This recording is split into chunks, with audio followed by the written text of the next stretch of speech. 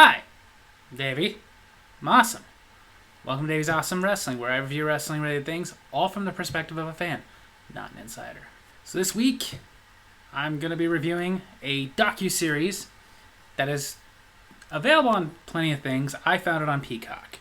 Billy Corgan's Adventures in Carnyland. It's a docuseries. Right now there's only one season with 8 episodes. It's basically showing Billy Corgan, the lead singer of the Smashing Pumpkins, juggling being a rock star, a wrestling promoter, and about to get married. Episode 1, Corgan's World. You know, it's the introduction, basically telling us all this stuff that we're about to be in for.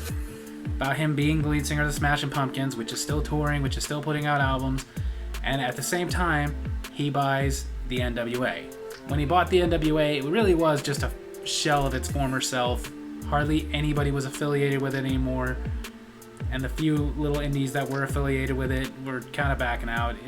But it used to be the wrestling powerhouse back in the day. It used to be the thing that connected all the territories, and now not so much. He bought it and originally running it as its own little indie promotion.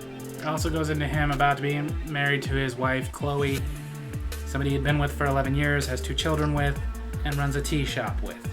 And she's the daughter of a famous designer. And it starts off with the Crockett Cup 2023 and how it was a 2-night thing, and the first night the attendance was very bad, which Billy Corgan was blaming on Kyle Davis and Joe Galley, who work for the NWA. They are announcers, but they are also backstage people, and they're not doing a good job getting the word out, promoting it. And apparently he had a guy that was doing that named Brian Idol, who's saying that he's so great, he can promote so well, but he was on a sabbatical, if you will.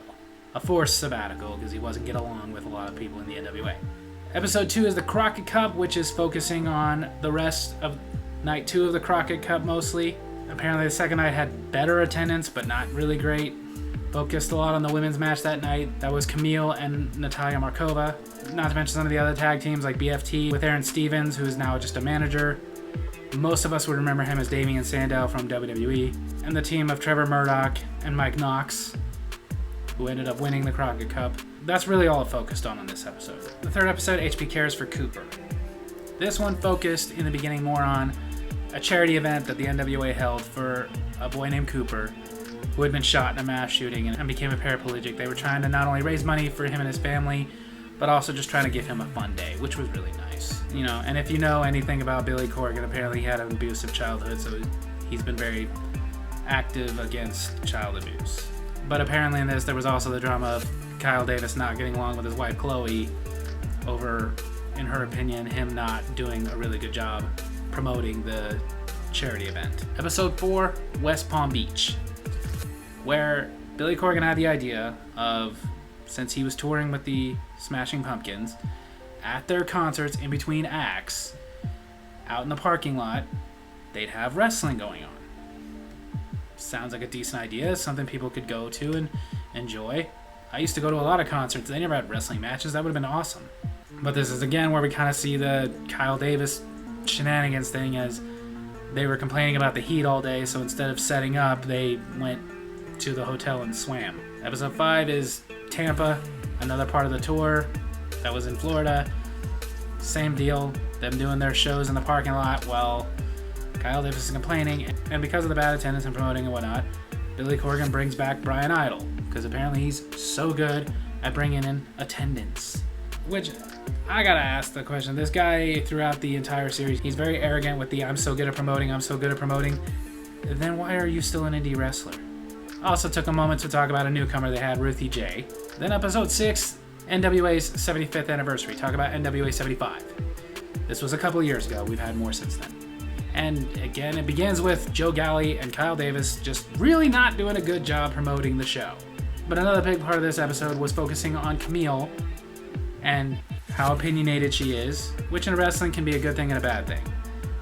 Sometimes when they're over opinionated, that's really good because it helps them succeed, helps them be a perfectionist, but it can also hurt their relationships with promoters, because if in their opinion they're just not willing to do certain things.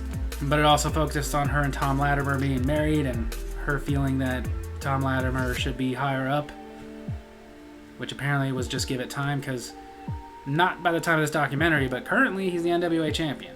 Episode 7 was NWA's 75th anniversary part 2, where Camille, who was at that point the longest reigning NWA women's champion, was not objecting to losing her title, but objecting to losing it clean. She wanted to lose it in a screw job. Billy Corgan didn't want this because that doesn't help the next champion. It also goes into Tyrus, who at the time was the NWA champion and kind of a controversial champion. People didn't like him because of his political affiliations. He's a Republican. God forbid. I personally don't care what a wrestler's politics are. They're not there to give me political advice. They're there to wrestle. It went more into Tom Latimer and the changes he had made in his life. Apparently he was a very bad alcoholic. He was a very abusive alcoholic, but he had been changed. He'd been sober for almost 5 years at that point. And Camille very much talking about how she felt it was time for people to get over that and for him to get to the next level in his career. And then it ends with Kenzie Page winning the NWA Women's Championship by a little bit of a screw job. She removed the turnbuckle pad so that Camille's face would smash into it and then rolled her up and got a pin. Billy Corgan saying if he could go back and do it again, he would not do it that way, but it was basically to get Camille to shut up. Then the final episode, episode 8, was Wedding Day, focusing on Tyrus dropping the title at EC3 and retiring. Of course, the wedding between Billy Corgan and Chloe, a 30th anniversary show at a Tower Records, which I was unaware they were still there, for the Smashing Pumpkins. And Billy Corgan talked about how he wants to build up territories again to be all affiliated with the NWA. At the time of this documentary, it looked like he had 2 on board. And then, of course, Camille's contract with NWA being up and her leaving to go on to bigger and better things, which last we've seen her in AEW. So overall, this show, it's pretty good. It's entertaining. For a wrestling fan like me, it's fun to watch the inner workings of any promotion, but especially a little indie one like NWA. And it's also kind of fun to see where it's come since then. These were being filmed in 2023, so it's been a couple years. Since then, Billy Corgan and his wife have just recently had another baby. As far as the whole territory thing, there are now 7 territories connected with the NWA, and it looks like things have gone up and down for them. Like around this time, the only way you could watch NWA was on YouTube. Now they have a YouTube channel, but their episodes for NWA Power are on X. This is the only way you could watch them. For a minute, they were on the CW, and I think that ended when they made a deal to put NXT on the CW. They are still doing pay-per-views from time to time, but not through a lot of the traditional markets, like the Crockett Cup they just had you could watch on Triller. They've even added titles to the point that I feel like they got enough. Like at this point, they have the NWA World Heavyweight Championship, the Women's Championship, the Burke.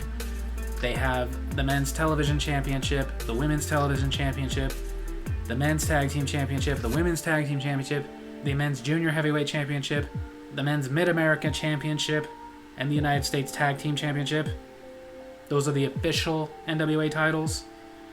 Plus, with these territories, they have some of their own. I don't know. It gets a little confusing.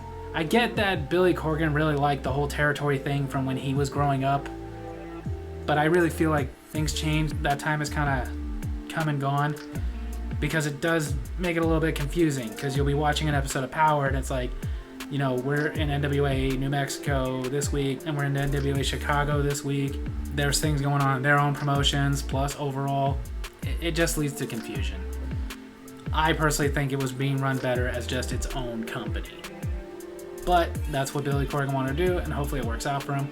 I definitely feel the pay-per-views and stuff need to get better quality, because you want us to pay our money for this. It's got to be something we can be more invested in. But something like this docuseries, I think it's a good thing. It can only serve to promote the NWA.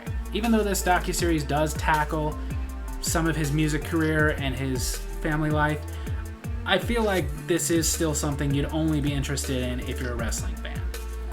Like, I don't know, maybe if you're just a die-hard Smashing Pumpkins fan, you might like it. But if you're not a wrestling fan and a Smashing Pumpkins fan, you'd probably be bored for most of it, because this is more geared towards the wrestling fans. At this point, I'm not sure if they're going to come out with a season 2. If they do, I'll definitely check it out. But in the meantime, as far as recommending this docuseries, it's on Peacock, it's on Philo, and several other things you can watch it on. I definitely recommend checking it out. As far as the NWA itself, if you like old school wrestling, yeah. So there you have it. That's my wrestling review this week. Hope you guys enjoyed it. And if you did, make sure to hit like, hit subscribe, hit the little bell so you get notifications when I post the videos. And leave a comment I can respond to in my next Comic Corner. if you've seen Billy Corgan's Adventures in Carnyland, tell me what you thought of it. Tell me if you're a huge NWA fan. Tell me if you hate the NWA. Love you guys.